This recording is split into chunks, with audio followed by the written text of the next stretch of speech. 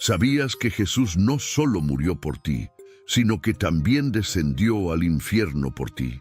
Esta es una verdad que ha estado oculta a los ojos de muchos, pero que tiene el poder de transformar completamente nuestra comprensión del sacrificio más grande de la historia. Durante 3 días, entre el momento en que exhaló su último aliento en la cruz y su gloriosa resurrección, Jesús emprendió una travesía espiritual que alteró para siempre el equilibrio del universo. Mientras el mundo exterior caía en el silencio del luto y el desconcierto, en las profundidades de la realidad espiritual se desataba una batalla invisible, una invasión divina al territorio más oscuro de la existencia. Este no fue un lapso de espera pasiva, sino una misión cuidadosamente planeada desde la eternidad. Lo que muchos consideran una pausa entre la muerte y la resurrección, en verdad, fue el cumplimiento de una de las fases más cruciales del plan de redención. Hoy vas a descubrir lo que sucedió detrás del velo del mundo físico. ¿A dónde fue el alma de Cristo mientras su cuerpo yacía en el sepulcro? ¿Por qué era necesario que Él descendiera a las profundidades de la tierra? ¿Quiénes lo esperaban allí? En este video te guiaré paso a paso por cada detalle revelado en las Escrituras y respaldado por siglos de teología, para que puedas comprender por qué esos 3 días fueron más poderosos de lo que jamás imaginaste. Prepárate para ver con nuevos ojos lo que ocurrió entre la cruz y la tumba vacía, porque cuando todo parecía haber terminado, en realidad era solo el comienzo. La muerte de Jesús en la cruz no fue un final, fue una transición. A ojos humanos, su último suspiro parecía marcar el fin de una historia trágica, el colapso de una esperanza que había inspirado a multitudes. Pero en el mundo espiritual, ese instante detonó una serie de eventos que estremecieron tanto el cielo como el infierno. «Padre, en tus manos encomiendo mi espíritu», exclamó Jesús. Lucas 23:46. Estas palabras no fueron un susurro de derrota, sino una declaración de entrega voluntaria. Jesús no fue asesinado en el sentido tradicional. Él mismo decidió entregar su espíritu. En ese mismo momento, algo invisible, pero monumental ocurrió. El velo del templo se rasgó de arriba a abajo, indicando que el acceso directo a la presencia de Dios estaba siendo restaurado. Mateo 27:51. La tierra tembló, las rocas se partieron y las tumbas se abrieron. El universo reaccionó. Pero mientras la creación se estremecía, el alma del Salvador descendía. Aquí entra en escena un concepto muchas veces ignorado, el Sheol, también llamado Hades, o las partes más bajas de la tierra. Según la teología bíblica, era el lugar a donde iban todos los muertos antes de la cruz, tanto justos como impíos. Un dominio espiritual dividido en 2 regiones, el seno de Abraham, o paraíso temporal para los fieles, y un lugar de tormento para los injustos. Esta visión es ilustrada en la parábola del rico y Lázaro, Lucas 16, donde se muestra un abismo infranqueable entre ambos sectores. Jesús no fue al Sheol como un condenado, sino como un conquistador. Aunque su cuerpo permanecía inerte, envuelto en lino y depositado en un sepulcro vigilado por soldados romanos, su alma estaba en plena actividad. Su muerte física no significó pasividad espiritual. Según Juan 10:18, Jesús afirmó: «Nadie me la quita, sino que yo la doy por mi propia voluntad. Tengo poder para darla y para volverla a tomar». Esto cambia toda la perspectiva. Lo que parecía una pausa era en realidad una ofensiva, el inicio de una marcha espiritual que tenía como destino las profundidades del dominio de la muerte. Allí comenzaría el cumplimiento de antiguas promesas y profecías, como lo había anunciado el salmista en el Salmo 16:10, citado después por Pedro en Hechos 2:27. «No dejarás mi alma en el Sheol, ni permitirás que tu santo vea corrupción». Jesús bajó con un propósito: irrumpir en el territorio que desde Adán había sido temido por todos los hombres. Donde otros entraban sin poder regresar, él ingresaba con plena autoridad. Su presencia comenzaba a desestabilizar las estructuras espirituales del inframundo. El infierno, acostumbrado al lamento y al silencio, comenzaba a percibir algo inusual: la llegada de aquel que no era prisionero, sino rey. El cuerpo de Jesús yacía inmóvil en el sepulcro, envuelto en lino, custodiado por soldados y llorado por sus seguidores. Pero su alma no reposaba. No era una pausa, era el inicio de la invasión más extraordinaria jamás registrada en el mundo espiritual. Jesús descendía no como un alma errante, sino como el cumplimiento de una promesa milenaria: liberar a los cautivos, desarmar al infierno y proclamar la victoria de la cruz en los rincones más oscuros del universo. En la tradición hebrea, el Sheol no era un concepto simbólico, era un lugar real, aunque invisible, mencionado por profetas y reconocido por Jesús mismo. Era el destino común de las almas, dividido en dos regiones: el seno de Abraham, un lugar de espera y consuelo para los justos, y el lugar de tormento para los impíos. Separados por un gran abismo, estos dos sectores formaban la estructura espiritual de lo que muchos han llamado el corazón de la tierra. Jesús describió con detalle esta división en Lucas 16. En la parábola del rico y Lázaro, muestra al mendigo Lázaro siendo consolado en el seno de Abraham, mientras el rico sufría en el otro lado, clamando por una gota de agua. Este relato no era una metáfora, sino una enseñanza literal sobre la condición de las almas antes de la redención consumada. Al descender, Jesús no fue al lugar de tormento. Su destino era primero el seno de Abraham. Allí, una multitud de justos aguardaba en silencio, generaciones enteras que habían creído sin ver: Abel, Noé, Abraham, Moisés, David, Isaías, Daniel. Todos ellos habían muerto en la fe, sin haber recibido la promesa completa, como lo expresa Hebreos 11. Esperaban no porque no fuesen salvos, sino porque el acceso al cielo aún no había sido abierto. El sacrificio definitivo todavía no había sido ofrecido, pero ahora el Cordero de Dios había sido inmolado. El precio había sido pagado. La sangre pura ya había sido derramada. Jesús desciende con autoridad, como aquel que no solo murió por los injustos, sino como el que irrumpe en el reino de la muerte para despojarlo desde dentro. Su misión no era simplemente consolar a los justos, sino preparar su liberación definitiva.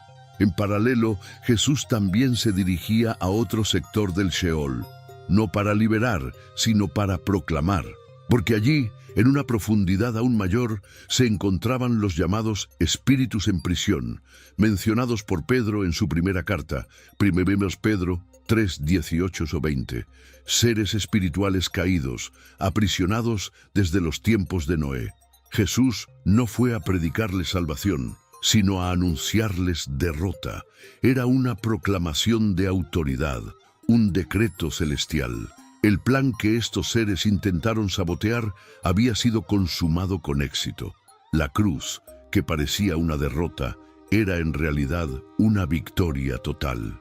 Esta proclamación marca el comienzo de la descomposición del imperio de la muerte. La presencia de Cristo trastorna las regiones más sombrías del universo espiritual. Las tinieblas no podían impedir su entrada. Por primera vez, el infierno no era un lugar de dominio, sino de humillación. La Biblia dice en Efesios 4, 9, 10 que descendió a las partes más bajas de la tierra y que desde allí subió llevando cautiva la cautividad. Jesús estaba cumpliendo un movimiento teológico y espiritual que había sido anticipado siglos atrás.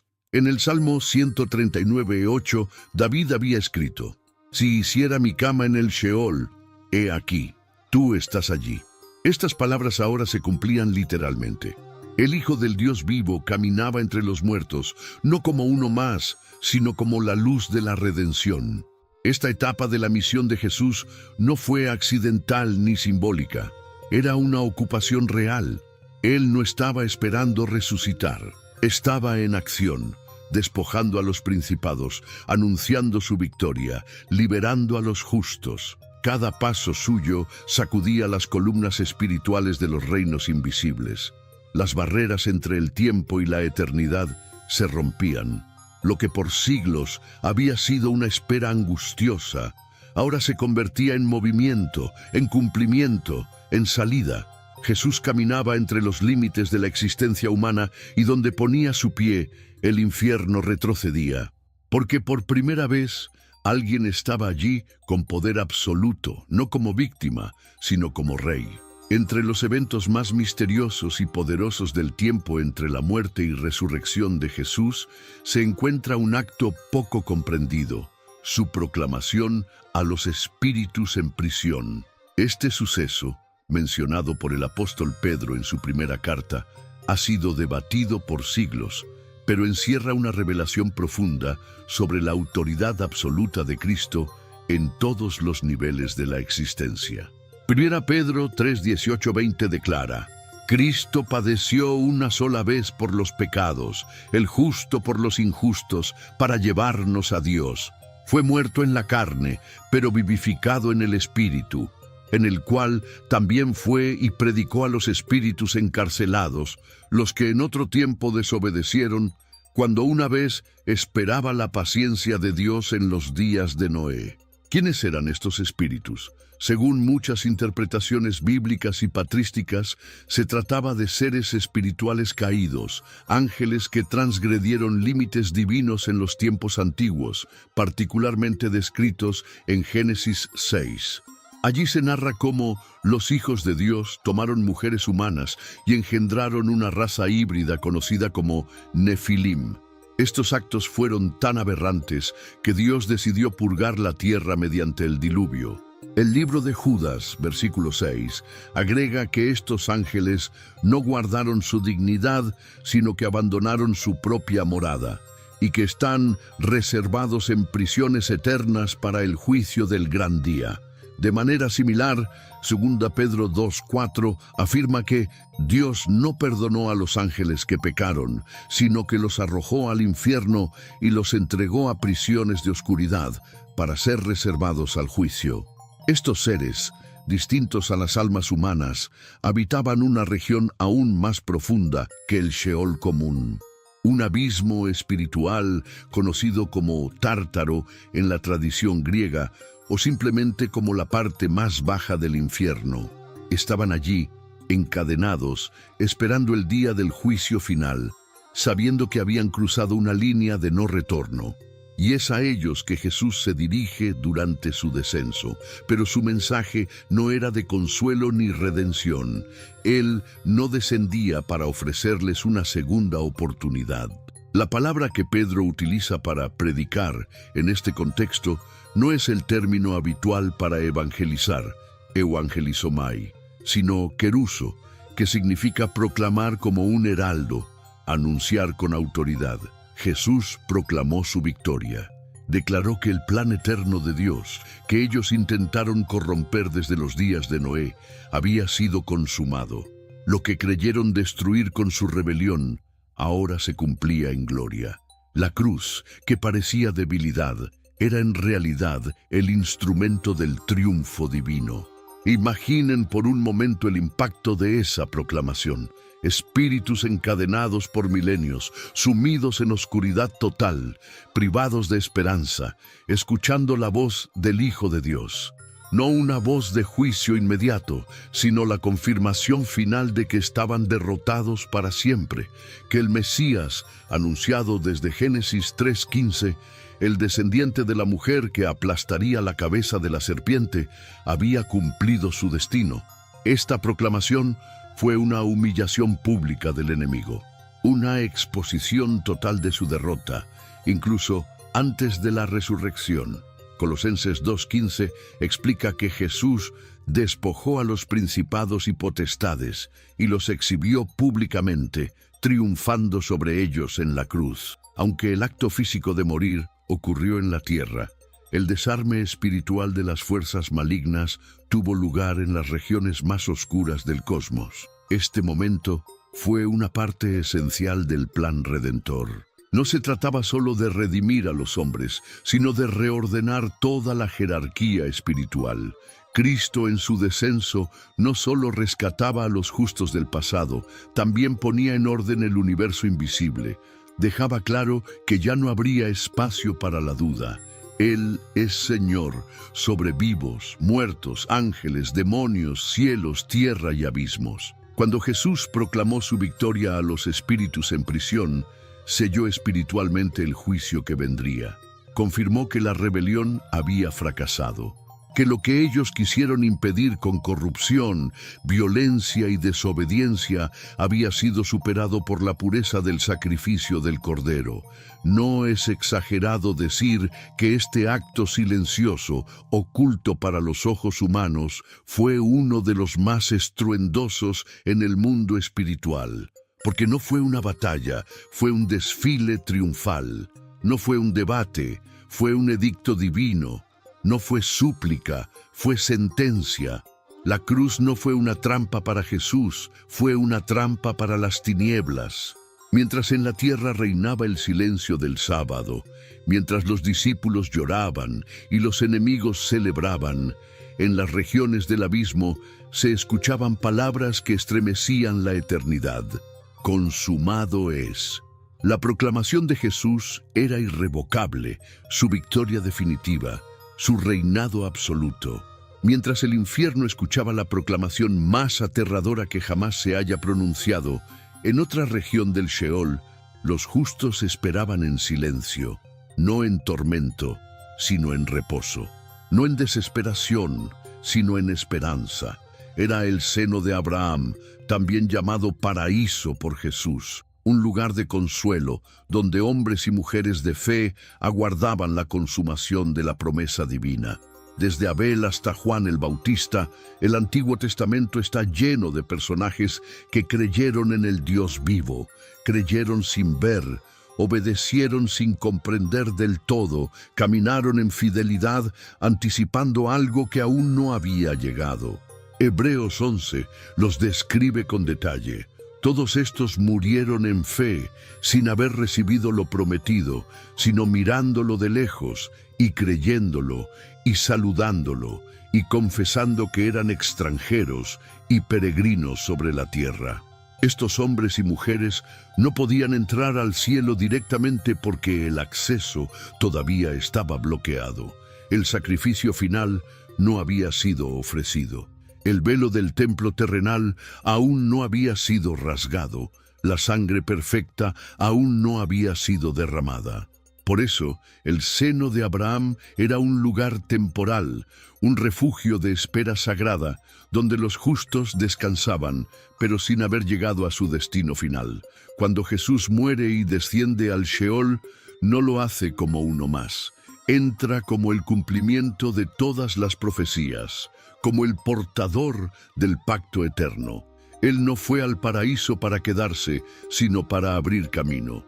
Su presencia fue la señal de que la espera había terminado, que las sombras del Antiguo Testamento ahora eran reemplazadas por la luz del cumplimiento. Mateo 27, 52, 53 ofrece un indicio poderoso. Y se abrieron los sepulcros, y muchos cuerpos de santos que habían dormido se levantaron, y saliendo de los sepulcros, después de la resurrección de él, vinieron a la santa ciudad y aparecieron a muchos. Este evento, aunque breve, es una explosión de significado. Muestra que la muerte de Cristo no solo liberó espiritualmente, sino también físicamente a aquellos que estaban en espera. La expresión utilizada por Pablo en Efesios 4:8, subiendo a lo alto, llevó cautiva la cautividad. Es otro testimonio de esta liberación. Aquellos que estaban cautivos, no por condena, sino por la espera de la redención, fueron finalmente liberados. Jesús no subió solo al cielo, ascendió en victoria, guiando un éxodo espiritual glorioso de almas justas. Este fue el verdadero primer arrebatamiento, no un evento futuro, sino uno que ya ocurrió. el Hijo de Dios, guiando a Noé, Abraham, Isaac, Jacob, Moisés, Débora, Samuel, Ruth, Esther, Isaías, Jeremías y tantos más, fuera del paraíso temporal hacia la presencia eterna del Padre.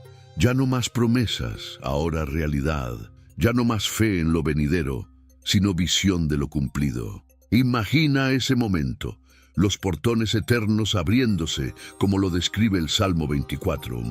Alzad, oh puertas, vuestras cabezas, alzaos, oh puertas eternas, y entrará el Rey de Gloria.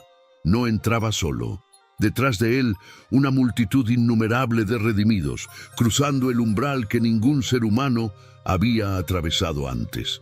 Por primera vez, las moradas celestiales recibían a los santos del pasado, no como sombras, sino como herederos plenos. Este movimiento no fue simbólico, fue real. Fue la culminación del pacto iniciado en el Edén, ratificado con Abraham, renovado con Moisés, profetizado por David y confirmado en Cristo. En ese instante, la historia dio un giro eterno, porque lo que Adán había perdido ahora era recuperado en plenitud. Y con ello se cierra una etapa y se inaugura otra. A partir de ese momento, ningún creyente que muere en Cristo debe esperar en un lugar intermedio. El acceso al Padre está abierto. Como Pablo escribió a los filipenses, deseo partir y estar con Cristo, lo cual es muchísimo mejor. No hay más espera, no hay más retención. La redención ha sido completa.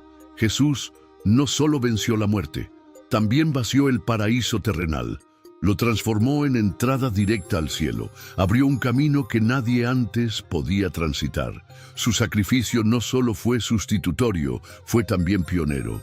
Él fue el primero en cruzar de la muerte a la vida eterna, y con él, todos los que creyeron en la promesa desde tiempos antiguos. Tras liberar a los justos del Antiguo Testamento y proclamar su victoria a los espíritus en prisión, Jesús tenía aún una etapa crucial por cumplir antes de su resurrección corporal, la entrada al Santo de los Santos celestial.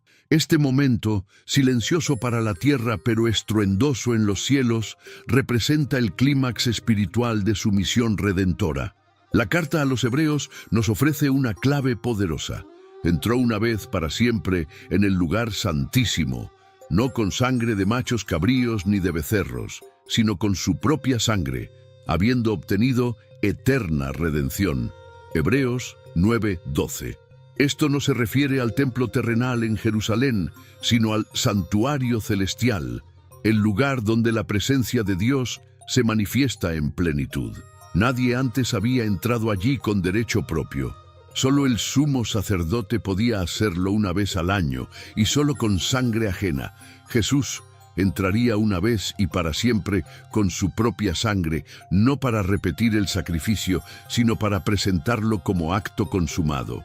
Esta ascensión no es la misma que la registrada 40 días después de la resurrección, cuando Jesús fue visto por sus discípulos ascendiendo al cielo. Esta es anterior, espiritual e invisible. Sucede entre su muerte y su resurrección corporal. Es el momento en que Jesús presenta ante el trono del Padre la evidencia de la redención completada. Pensemos en el simbolismo. En el Antiguo Testamento, el sumo sacerdote entraba en el lugar santísimo llevando la sangre del sacrificio, rociándola sobre el propiciatorio para expiar los pecados del pueblo. Jesús cumple esa imagen en su máxima expresión. Él es sacerdote, víctima y altar. No necesita ayuda humana ni mediación externa. Su sangre habla más fuerte que la de Abel. Su sacrificio no cubre el pecado, lo elimina y lo presenta no ante una réplica terrenal, sino ante el trono eterno. Este acto no fue un trámite ritual. Fue el momento en que el cielo recibió oficialmente el pago por la humanidad, donde la justicia divina fue plenamente satisfecha, donde el juicio contra el pecado fue absorbido en amor perfecto. Jesús no se presentó como mártir ni como víctima, sino como sacerdote eterno, Rey legítimo, Cordero inmolado y vencedor absoluto. En ese instante los cielos se abrieron, no solo para recibir al Hijo, sino para permitir que a través de Él todos los redimidos tuvieran acceso. El velo espiritual que separaba a Dios del hombre fue removido para siempre. Ya no hay cortina, ya no hay temor, ya no hay separación. El camino ha sido abierto y permanece abierto por la sangre del Hijo.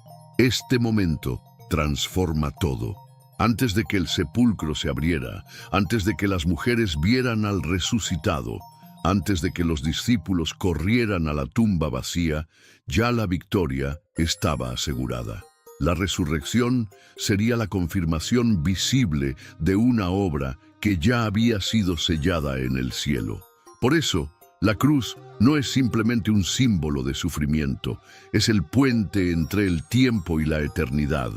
Y la entrada de Jesús al Santo de los Santos Celestial es el punto de contacto definitivo entre Dios y la humanidad.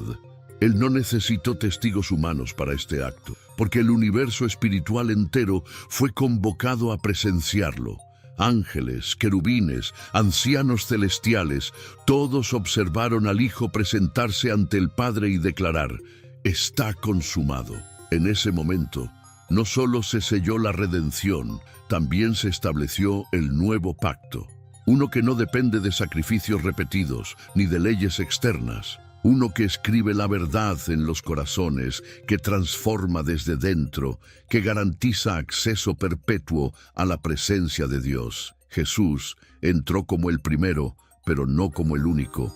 Entró para abrir el camino a muchos. Entró para nunca más cerrarlo. Desde el momento en que Jesús entregó su espíritu en la cruz, comenzó una cadena de acontecimientos que trastornaron la historia de la creación. Pero para entender la magnitud de su victoria, es necesario ver más allá de lo visible. La resurrección fue gloriosa, sí, pero la victoria ya había sido consumada mucho antes de que el sepulcro se abriera. Fue una victoria silenciosa a los ojos humanos, pero absolutamente escandalosa en las regiones espirituales. Colosenses 2:15 lo declara con claridad impresionante, y despojando a los principados y a las potestades, los exhibió públicamente, triunfando sobre ellos en la cruz. La cruz fue el escenario del triunfo más completo jamás registrado. No fue solo una muerte, fue una conquista. No fue una derrota aparente, fue una humillación total de las fuerzas espirituales del mal. Jesús no solo murió, Él desarmó a todo el sistema de opresión que había esclavizado a la humanidad desde el Edén. La estrategia divina fue sorprendente. En lugar de usar poder visible, Dios eligió el camino de la humildad y el sacrificio. El enemigo pensó que había ganado al llevar al Mesías a la cruz, pero fue precisamente allí donde perdió todo. Al morir sin pecado, Jesús eliminó la única arma efectiva del diablo, la acusación. Hebreos 2:14-15 dice que Jesús participó de carne y sangre para destruir por medio de la muerte al que tenía el imperio de la muerte, esto es, al diablo, y librar a todos los que por el temor de la muerte estaban durante toda la vida sujetos a servidumbre. Esto no es solo una enseñanza teológica, es una realidad espiritual. Durante milenios, la muerte fue el gran dictador de la historia humana. Todos los imperios, religiones, filosofías y culturas han girado en torno a este misterio invencible. Pero en la cruz y en los 3 días que le siguieron, Jesús entró a ese dominio y lo venció desde dentro. Lo desmanteló no con armas, sino con sangre, no con violencia, sino con justicia. Él tomó las llaves de la muerte y del Hades. Apocalipsis 1:18. Este acto representa autoridad legal y espiritual. Las llaves no son símbolos decorativos, son emblemas de dominio. Tener las llaves significa que Él tiene la última palabra sobre la vida y la muerte. Significa que nadie muere sin que Él lo permita. Significa que nadie permanece muerto si Él ha decretado vida. La muerte, que por siglos fue una prisión inviolable, ahora tenía un guardián nuevo. Jesús, el autor de la vida, se convirtió también en el dueño de la muerte. Lo que para muchos era el final, ahora se convertía en tránsito. Ya no un muro, sino una puerta. Ya no un castigo, sino una transformación. Ya no una maldición, sino una oportunidad de gloria. Y esta victoria no fue solo para él, fue para todos los que creen, porque su conquista fue representativa. Así como un atleta olímpico gana una medalla para su país, Jesús ganó una corona eterna para todo aquel que lo confiese como Señor. Romanos 8:37 nos asegura que en Él somos más que vencedores, porque no solo participamos del resultado, sino que lo hacemos sin haber pagado el precio. Él lo pagó todo. Nosotros lo recibimos por gracia. Esta victoria cambió la narrativa de la humanidad. Antes de Jesús, el miedo era el lenguaje dominante. Después de Jesús, la esperanza tomó el lugar central. La cruz, que era símbolo de vergüenza, se convirtió en emblema de poder. El sepulcro, que era una sentencia, se transformó en símbolo de una nueva era. Y lo más impactante, esta victoria fue silenciosa. No hubo terremotos cuando Jesús proclamó en el abismo. No hubo multitudes celebrando cuando entró al Santo de los Santos celestial. Pero en el mundo espiritual fue una revolución total. Las estructuras del pecado, la muerte y la condenación fueron sacudidas desde sus cimientos. Y esa transformación sigue vigente hoy.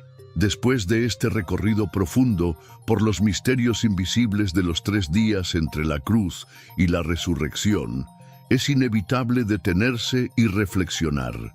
¿Qué significa todo esto para ti hoy? Porque esta no es solo una historia teológica o un dato histórico enterrado en las Escrituras. Es una verdad viva que transforma el presente y determina el destino eterno de cada alma. Jesús no murió simplemente para darte un ejemplo de amor. No descendió al Sheol por curiosidad doctrinal. No proclamó victoria por orgullo celestial. Lo hizo por ti. Lo hizo para que ningún rincón de oscuridad pudiera reclamar tu alma. Lo hizo para que no existiera cadena que no pudiera romper, ni barrera que no pudiera cruzar. Lo hizo para que tu relación con Dios no dependiera más de esfuerzos humanos, sino de su obra perfecta. Hoy, el acceso al Padre está abierto. La redención no es parcial ni condicional. Es total, eterna y gratuita para quien cree. Ya no necesitas temerle a la muerte, ni cargar con la culpa, ni esconderte de Dios, porque aquel que descendió al abismo subió en gloria. Aquel que caminó entre sombras ahora reina en luz y extiende su mano a ti, no con juicio, sino con amor. Por eso te hago una invitación. Si esta verdad ha tocado tu corazón, si has comprendido un poco más del precio y la profundidad de tu redención, da una respuesta. No dejes que esta revelación se disuelva en el olvido. Escríbele a Dios desde donde estés. Declara tu fe. Renueva tu entrega. O empieza, si nunca antes lo hiciste. Escribe en los comentarios, amén, si ya eres de Él. Escribe, te acepto, Señor Jesús, si deseas reconciliarte o comenzar una nueva vida con Él. Y comparte este mensaje con quien necesita esperanza, porque donde parecía haber oscuridad, allí brilló la luz más grande de todas. La victoria silenciosa de Cristo en esos 3 días lo cambió todo.